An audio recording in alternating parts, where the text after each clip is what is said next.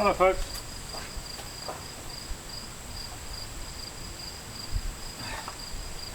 Hey, good to be back with you again. Yeah, been busy of late since we last saw each other. Went and did a craft show in State College, which was good, but it was like 4 days having to be there every single day as well as set it up, and yeah, it was quite tiring. We gave out a lot of literature, spoke to a lot of people, so that was good. Sold some pots. I would have liked to have sold more pots, but we did sell some pots. And yeah, so I hope you enjoyed the last couple of clips I uploaded of Kazu over in Colorado. And hi there, Kazu. I don't know if you've seen these clips. Anyway, they were quite interesting. And right now I'm back here. I've got a few things, and I just thought of something that I might share with you that might be helpful. It's just a quick tip. So let's get over there where the wheel is, where the action is, and let's have a look. I've actually got some clay already. I'm coming a bit close here, I think. I've already got some clay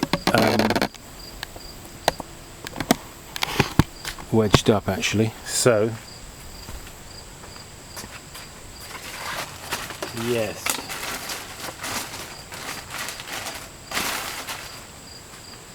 The reason I'm I don't actually need all that clay. The reason I'm going to talk about this is because I had an email today actually from somebody asking me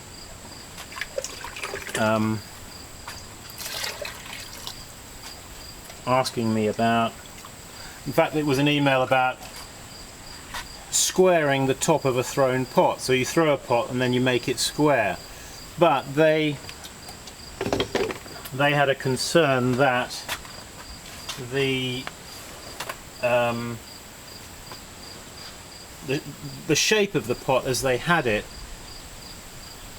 that the top would, because it was like soft, that it would sort of fall in. So I'm just going to throw a couple of pots here,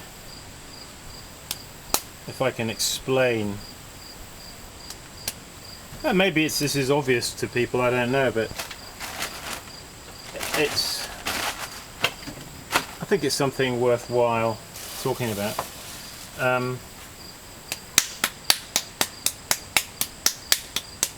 Well, maybe I don't even know if I'll need to throw two, but well, I've got that lump there.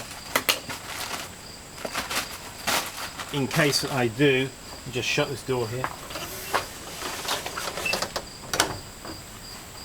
Yes. So I'm just going to throw a form, perhaps belly it out a bit, and I'll bring in a camera then and we can talk about a certain situation that occurs and how to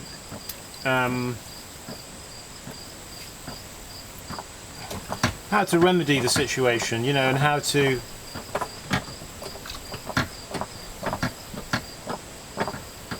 stop this happening.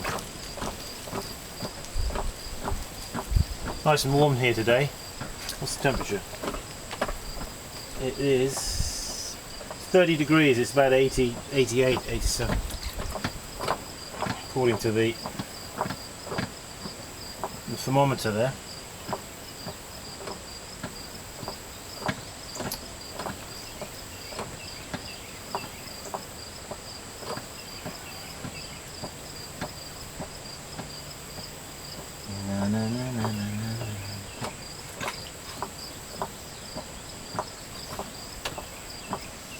So what I've got to try to do here is create a typical scenario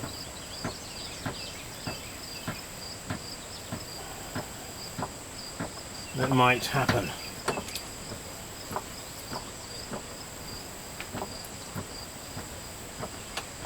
So I'm just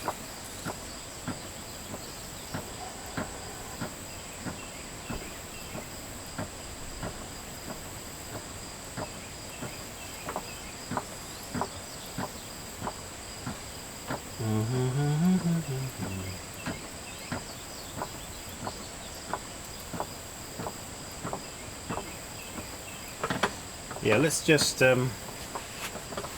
zoom in here a moment.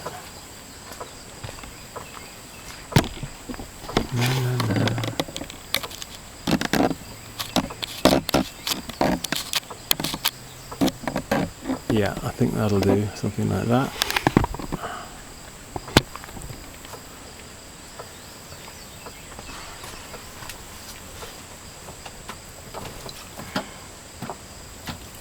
Okay, so we're throwing a pot. Let's belly out this form.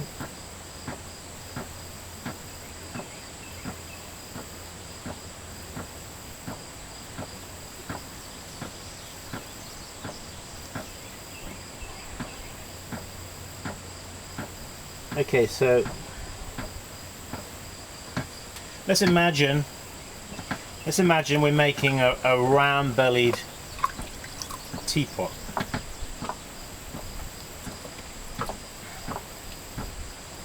So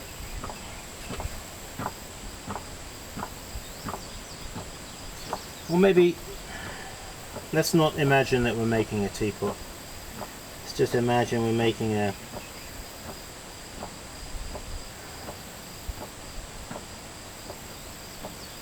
now, you know, as you work a pot more and more for a longer period, and the more you are a beginner at potting, the longer you take working the clay, and so the clay can tend to get soft, can't it?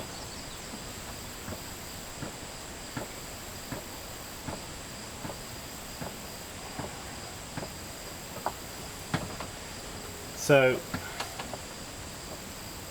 I don't think I'm going to be able to sort of get this to do what I want it to do, because I'm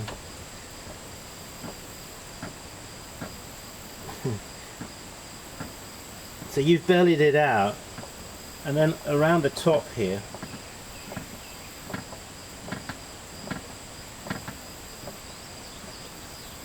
so I'm pushing it down here a bit.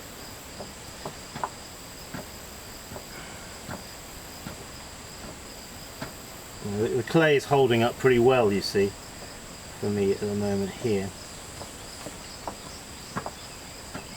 But what can happen is that the clay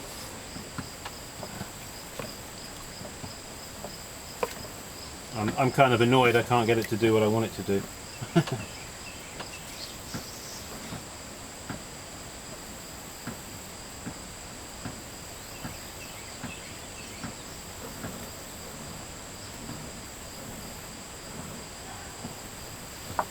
What can happen? Ah, there now, you see that's happened, you see. The top part here will have a tendency, where my finger's pointing, will have a tendency to want to go in like this, sag down. You know what I'm talking about. And now you may be in the middle of making a pot, and it's tending to do that, and it's wanting to sag, it's wanting to dip down. The clay's becoming tired here, where I'm working here, in the wall of the clay here, it's becoming soft. So the clay wants to, gravity dictates, doesn't it, that it wants to sag down. So there's a way to strengthen the rim of your pot here, if your pot is, oh dear, gosh, this is really sinking, isn't it? You see, can't get the thing to do what I want it to do, but If I work it up and down a few times like that, it might decide that it's feeling a bit weak at the knees, and then down there, boy.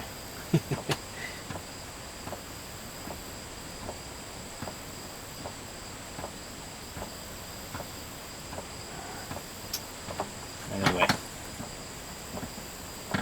you all know what I'm talking about, this scenario here. So now there's a way of strengthening the top of the pot, because sometimes you see you have it like it's weak, and then even when you try and move the pot and you put the pot down somewhere, it suddenly just goes down like that. Or you make a pot and you turn around, do something else, you come back and the pot has collapsed, hasn't it, like that. Okay, well, there's something you can do to stop that happening, and that is simply to do this, and that is put a collar on it there like that, or a flange. You see, and that will strengthen now the top of the pot here. This pot now won't, it'll be much more secure at the top, because I've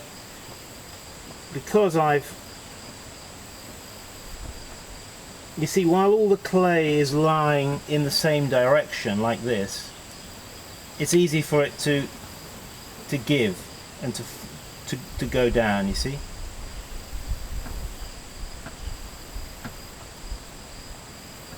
My goodness, Leach, you don't have to use a lot of words to describe. But if you change the angle, in other words, if you put an angle in it there like that, because it's got an angle there, that sort of architecturally gives it strength, you see, and that now won't collapse because of the change of angle. In other words, put an angle in, put a flange in, put a collar in, make the clay back on itself, curl around like that, and you will find that it'll hold the top of the pot, and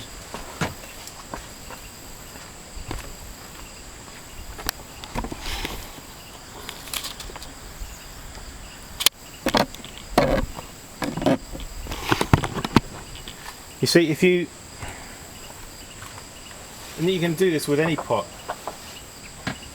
Look, there's a couple of pots here I made just recently where you have a scenario, you see, where this could get soft here on the top. So I just at the top here, you can see I put in a lip, but I changed the angle there. Here's another one.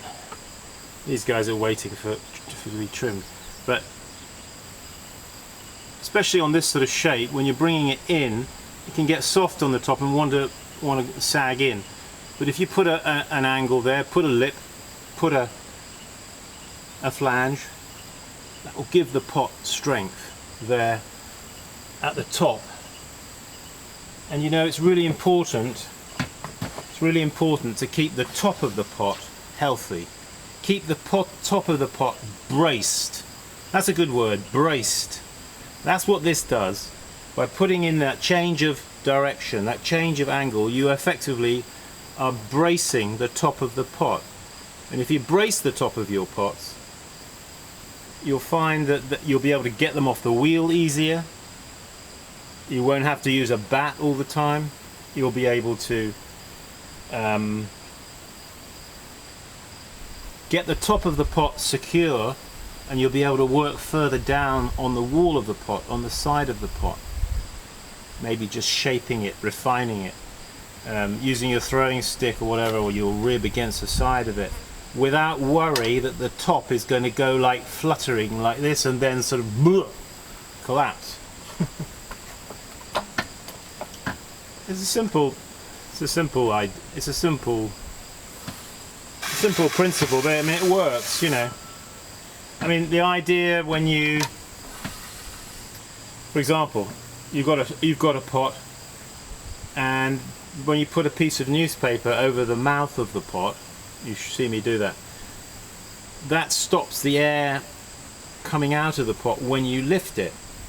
But that bit of paper that is put over the mouth of the pot, actually it braces the mouth of the pot as well and keeps it in check, if you know what I mean. And that's what we're talking about here. This does the same thing. Take I